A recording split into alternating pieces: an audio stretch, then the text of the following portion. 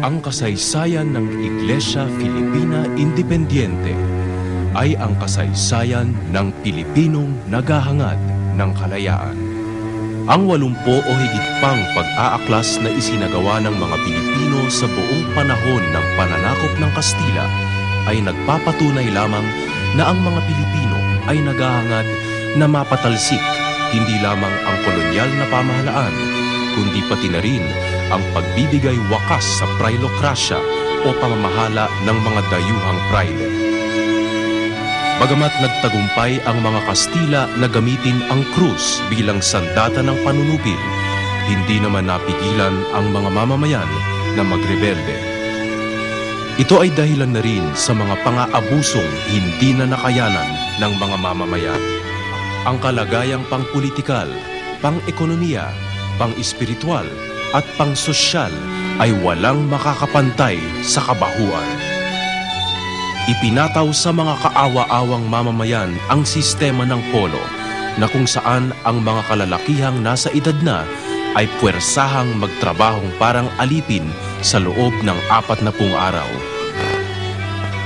At ang sistemang vandala na kung saan puwersahan ang pagbebenta ng mga kalakal sa pamahalaan. Habang nagdurusa ang mga tunay na mamamayan ng Pilipinas, ang mga dayuhang praile ay nagpapasasa sa yaman ng bayan. Ang mga praile ay naging pinakamayaman at pinakamalaking nagmamay-ari ng lupa. Kontrolado nila ang 450,000 ektarya ng lupain, samantalang mga tunay na may-ari ay nagiging alipin o kaya'y napipilitang magbayad na lamang ng upa sa kanilang sariling lupa. Nakaranas din ng matinding diskriminasyon ang mga mamamayan sa larangan ng relihiyon. Hindi sila pinayagang pumasok, mamahala o makialam sa pangangasiwa ng simbahan na kung tutusin, ito'y ginamit na sandata ng pananakop. Taong 1832, itinatag ni Apolinario de la Cruz o Hermano Pule ng Tayabas ang Cofradia de San Jose matapos na pagbawalan siyang makapaglingkod sa simbahan. Dahil sa mabilis na paglaki ng Cofradia at pagtanggi ni Hermano Pule na bayaran ang mataas na singil sa misang pasasalamat, nagalit ang mga praile. Kaya't noong 1841 ay hinuli at binitay siya. Katunayan, pinagputol-putol ang kanyang katawan para hindi natularan ng iba. Makaraan ang ilang taon, pinamunuan ni Padre Pedro Pelaez ng Katedral ng Maynila ang tinatawag na Secularization Movement. Taong 1849 nang iprotesta niya ang ginagawang pagsasamantala ng mga praile sa mahigit sa 700 mayayamang parokya. Nang mamatay si Padre Pelaez noong 1863, ipinagpatuloy ni na Padre Jose Burgos at Jacinto Zamora ng Katedral ng Maynila at Mariano Gomez ng Bacoor, Cavite ang pagtatanggol sa karapatan ng mga paring Pilipino. At tulad ni Hermano Pule, binitay ang 3 pare sa harap ng publiko sa pamamagitan ng garote noong 17 ng Pebrero 1872 upang maghasik ng takot at pipilan ang mga paring Pilipino. Sa tulong ng mga kaganapan at iba pang ebidensya, mahirap pigilan ang paglitaw ng konklusyon na ang mga kalupitan, hindi makatao at hindi makadiyos na gawain ng mga praile ang siyang mga pangunahing dahilan ng paghihirap ng mga mamamayan. Subalit, hindi pa rin hinangad ng mga paring Pilipino ang paghingi ng kalayaan mula sa Vatikano.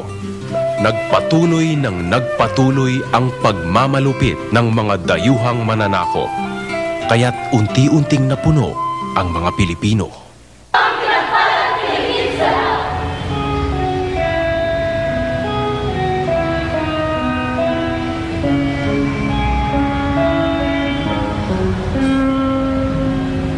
Ang bayan kong Pilipinas, lupain ng ginto't bulaklak, pag-ibig ang sa kaniyang palad, nagkalay na ganda't dilag, at sa kaniyang lumi't ganda, tayo kalay na halina. Bayan ko, pitihag ka, nasadlak sa dusa.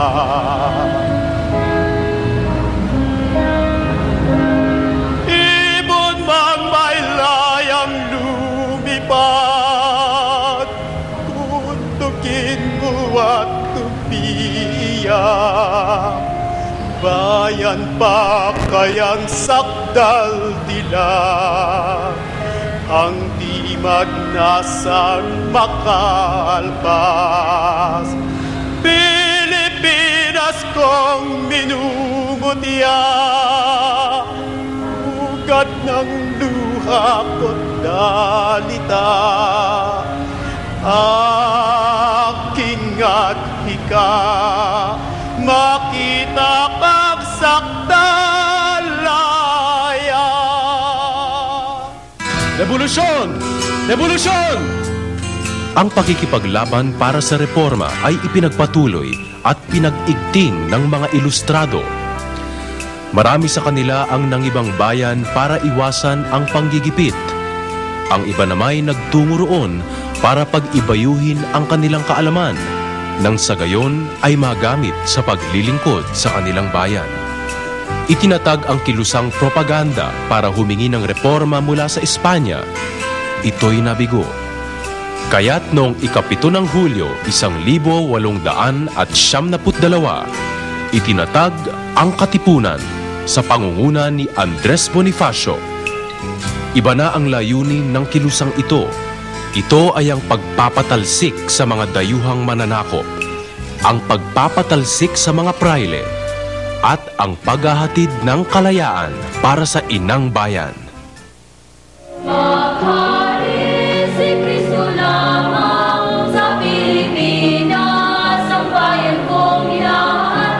Maghari si Kristo na may kapag-kakibat ng malayang simbahan.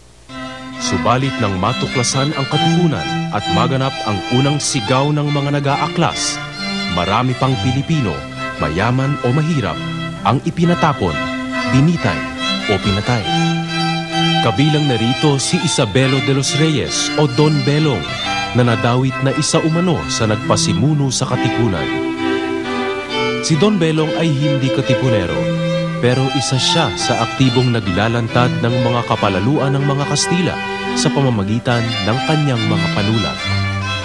Itinapon siya sa Barcelona na may kadenang bakal ang mga paa matapos ang 5 buwan na pagkakapiit sa bilibid. Ang masaklap, hindi siya pinayagang madalaw man lamang ang libing ng kanyang asawang namatay